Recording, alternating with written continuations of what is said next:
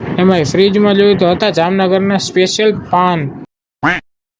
તો શું કે મારા કલી જાવ જય શ્રી રામ જય દ્વારકાધીશ। સવારમાં આપણે જઈ મેલીમાના દર્શન કરીને ગયા તો કે કિશનભાઈના ઘરે, કેમ કે આપણે જવાનું હતું કિશનભાઈના ઘરે। તો આપણે એક્ટિવા લઈને આપણે નીકળી ગયા કિશનભાઈના ઘરે જવા માટે। એમાં જોયું તો રસ્તામાં તો તડકો, મેં કીધું કાંઈ વાંધો નહીં, તડકાને ચીડીને જાય એ તમારો ભાઈ ચીડી। તો આપણે વયા ગયા કિશનભાઈ ઘરે ને કિશનભાઈ આવી ગયા રેડી થઈને, હાથમાં થેલી હતી। મેં કિશનભાઈ શું એ થેલીમાં? તો કે કિશનભાઈ કે કાંઈ નથી ભાઈ, પ્રસાદી દેવાની।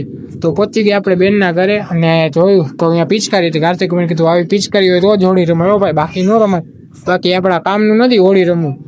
પછી પતાવીને આપણે વયા ગયા ઘરે ને ઘરે જોયું તો મેગી બનાવવાની હતી। એમાં કિશનભાઈ ને કાર્તિકભાઈ તો બે ગયા હતા મોબાઈલ જોવા। તો મેં કીધું કાંઈ વાંધો નહીં ભાઈ, આવું કરવાનું ને, મને મેગી બનાવવા દઈ દેવાની। તો મેં કીધું લાવ બીજું શું, મેગી બનાવી મસ્તીની મેગી બનાવીને કીધું હવે તો ખાવ, બીજું તો કાંઈ નહીં, મેગી ખાઈને આપણે જાય, બીજું તો હું હોય ક્યાંક બહાર રખડવા।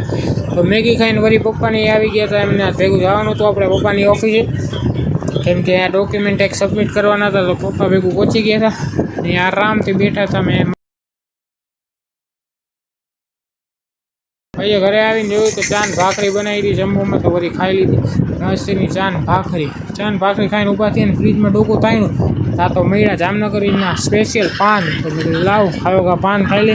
પાન જોઈને પહેલાં તો આપણા મોઢામાં મસ્તીનું પાણી, તો પાન ખાઈને કરી નાખ્યું બ્લોગનું એન્ડ। તો thank you so much for watching, like, comment, share, subscribe.